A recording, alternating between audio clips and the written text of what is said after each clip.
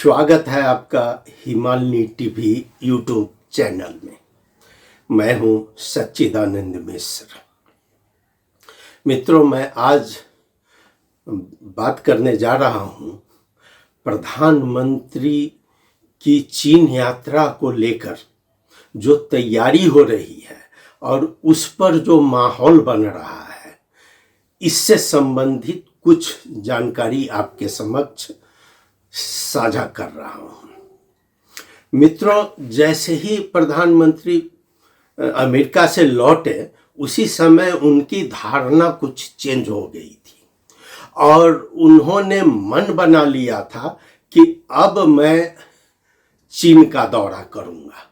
यानी कि चीन का दौरा कोई प्रयोजन नहीं है, चीन का दौरा उनके लिस्ट में भी नहीं था, लेकिन यह चीन का दौरा का जो उन्होंने निर्णय लिया उसका केवल और केवल एक ही कारण था कि वो भारत को दिखाना चाहते हैं। यानी कि भारत को बताना चाहते हैं कि अब तक की जो परंपरा है भारत के साथ कि कोई भी प्रधानमंत्री पहले भारत यात्रा करता है और उसके बाद ही चीन का यात्रा करता है, वह अब ये हमारे प्रधानमंत्री केपी शर्मा ओली तोड़ना चाहते हैं। और उन्होंने मन बना लिया कि नहीं, मैं इस बार चीन का यात्रा करूंगा ही। आपको बता दें कि कल ही उन्होंने एक बयान जारी किया है जिसमें कि उनसे पूछा गया ये कांतिपुर कॉन्क्लेव में कि ये चीन की यात्रा के बारे में, तो उन्होंने स्पष्ट रूप से कहा कि मैं बताता हूं आपको कि मुसलमानों का एक पवित्र स्थान है अजमेर शरीफ दरगाह। अजमेर शरीफ दरगाह जाने से पहले उनके पुजारी दिल्ली में निजामुद्दीन में जाना जरूरी समझते हैं। यानी कि उन्होंने स्पष्ट कहा कि ये अजमेर शरीफ दर्शन से पहले निजामुद्दीन में जाकर माथा ढोकना पड़ता था, माथा टेकना पड़ता था।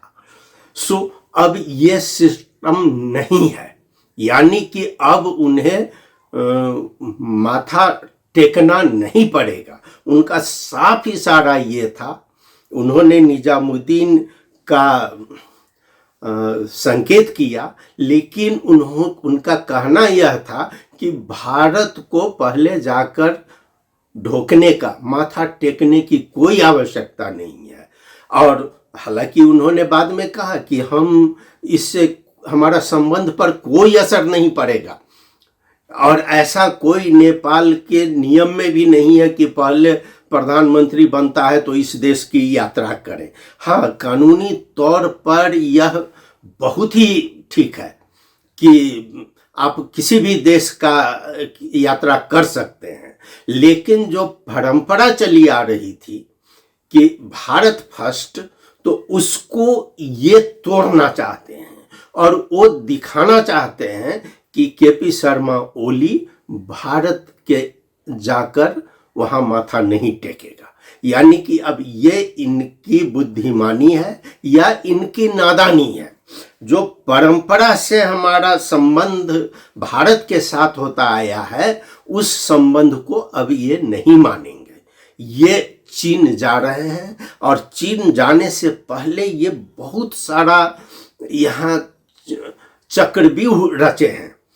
चूंकि पहले तो एक संयंत्र बनाकर उसमें ये दिखाना चाहे कि कांग्रेस भी उसमें शामिल हो और कांग्रेस और एमएलए मिलकर ये सरकार चल रही है। और उनका ये मानना था कि कांग्रेस अगर मिल जाती है तो हम पर आरोप कम लगेगा और हम ये दिखाएंगे कि कांग्रेस हमारे साथ सहयोग कर रही है। और इसी सिलसिला में संयंत्र ने भी जल्दबाजी में क्या पास कर दिया कि इसका जिम्मेवारी आरजू राणा जो विदेश मंत्री है उनको दे दिया।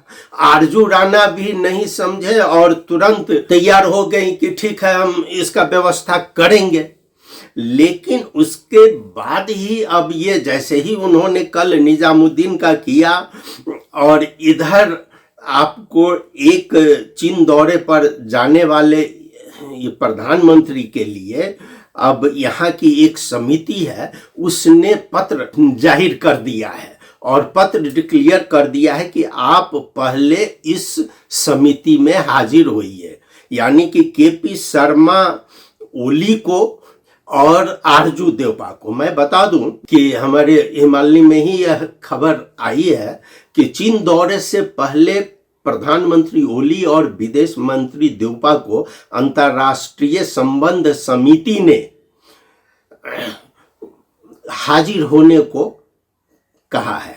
प्रधानमंत्री की यात्रा, चीन की यात्रा को इस दौरे से पहले सरकार की आधिकारिक धारणा जानने के लिए संसद की अंतर्राष्ट्रीय संबंध समिति ने तलब किया है। चीन के साथ बेल्ट एंड रोड समझौते के कार्यान्वयन की चर्चा के बीच संसदीय समिति ने दोनों को बुलाया है।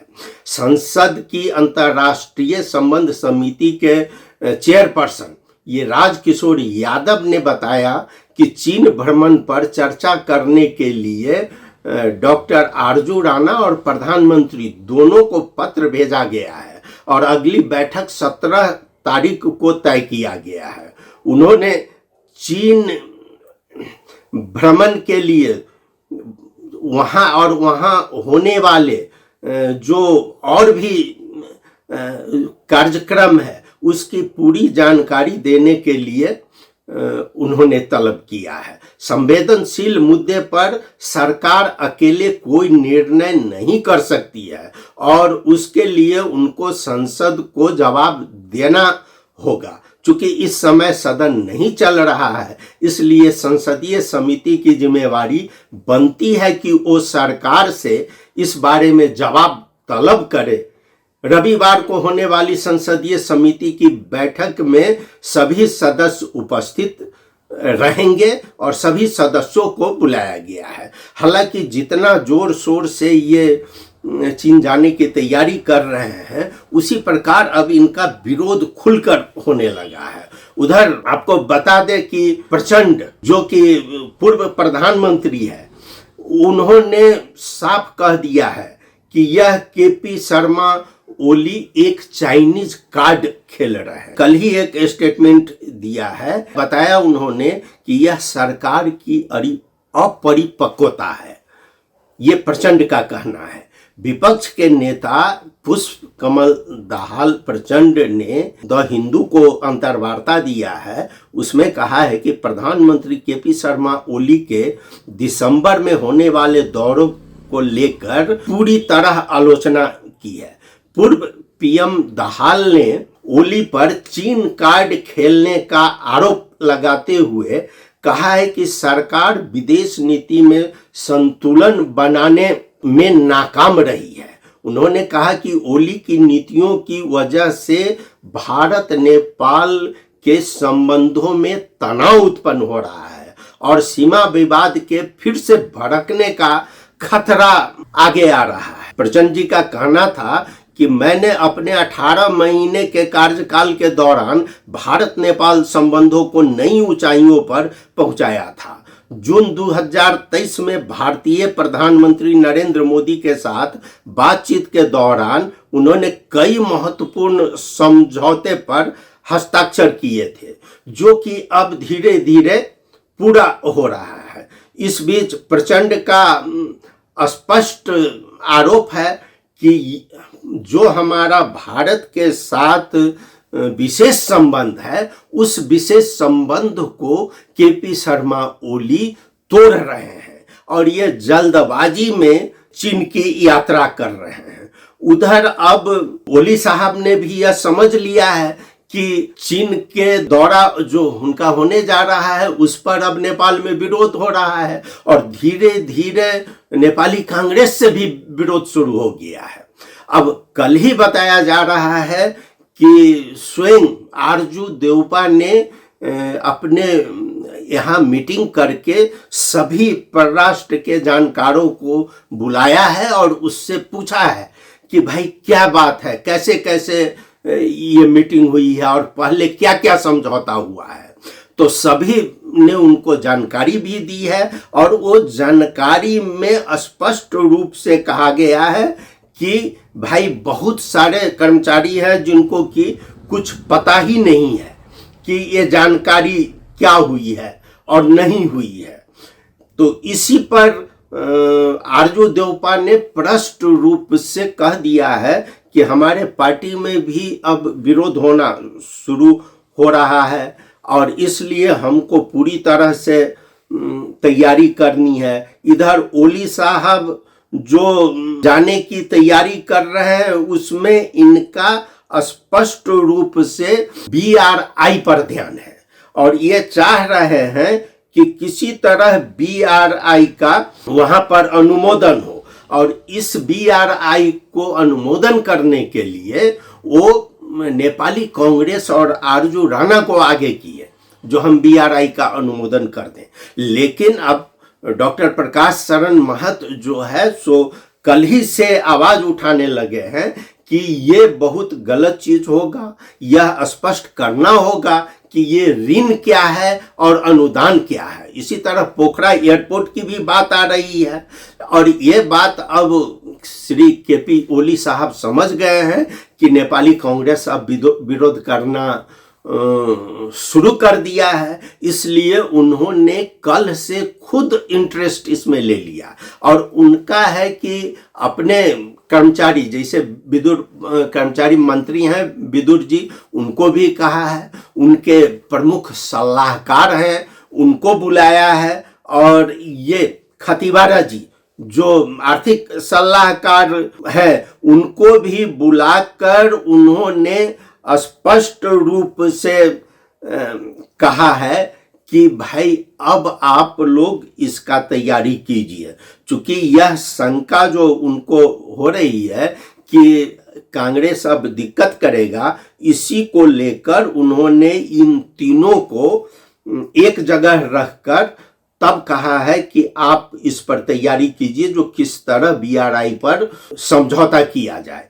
आपको बता दें जो कल ही इनका जो प्रमुख आर्थिक सलाहकार है उससे जो बात हुई है तो वो उनके बात से यह स्पष्ट लग रहा है कि KP शर्मा ओली किसी रूप में भी चाहते हैं कि ये BRI का हो जाए कार्यान्वयन। इसके लिए उनका पहला पत्र क्या है कि काठमांडू ये पोखरा एयरपोर्ट का जो है उस लोन को ये चाह रहे हैं अनुदान में परिणत हो और वो दिखाकर BRI में समझौता करना चाहते हैं और इसके लिए करीब करीब चीन भी बहुत सावधानी से देख रहा है। सावधानी से देखकर वो भी चाह रहा है जिस तरह हो नेपाल को खुश करके हम ये समझौता पर हस्ताक्षर कर ले। तो मुख्य रूप से यही है कि चीन को दिखाना है कि BRI पर हम कैसे सिग्नेचर करें और KP ओली साहब को यह दिखाना है कि भारत हमको निमंत्रण दे या न दे उससे कोई फर्क नहीं पड़ता है और हम उस परंपरा को नहीं मानेंगे जो पुरानी रीति रिवाज थी और पहले से चली आ रही थी कि हर प्रधानमंत्री पहले भारत जाया करते थे। यहाँ एक गौर करने की बात यह है कि क्या नेपाल के जितने प्रधानमंत्री भारत जाते थे वो वहां पर ढोकने जाते थे, क्या उनका पांव पकड़ने जाते थे? ये बात ये समझ नहीं पा रहे हैं। यहीं पर सार्वभौम सत्ता की बात उठा देते हैं कि नेपाल की सार्वभौमिकता पर आंच आ जाएगा। ओली साहब यह नहीं समझ रहे हैं कि जो संबंध हमारा भारत से है वह संबंध चीन से नहीं है। इस चीज को ओली साहब के सलाहकार भी उनके दिमाग में डालने वाले नहीं है। वो भी चाहते हैं कि जितना हम भारत का विरोध करेंगे उतनी हमारी क्षणिक पॉपुलैरिटी बढ़ेगी। आपको ओली साहब को यह मानना पड़ेगा कि हमारा जो भारत के साथ संबंध है, यानी कि भारत के साथ हमारा पीपुल टू पीपुल का संबंध है, वह संबंध चीन से नहीं है। पीपुल टू पीपुल का संबंध चीन से नहीं है। चीन हमारा पड़ोसी राष्ट्र है, लेकिन चीन से हमारा विशेष संबंध नहीं है। इस चीज को यह नहीं मानकर, यह जो पुरानी हमारी आ रही थी इतने दिनों से, उसको तोड़ना चाहते हैं, उसको दिखाना चाहते हैं कि केपी शर्मा ओली परंपरा को नहीं मानते हैं। मित्रों, मैंने आज आपको ये जानकारी दी, आपको कैसा लगा? आप जरूर अपनी प्रतिक्रिया व्यक्त कीजिएगा और हमारा Himalaya TV YouTube channel subscribe अवश्य कर दीजिएगा। आपने सुना, बहुत बहुत धन्यवाद। नमस्कार।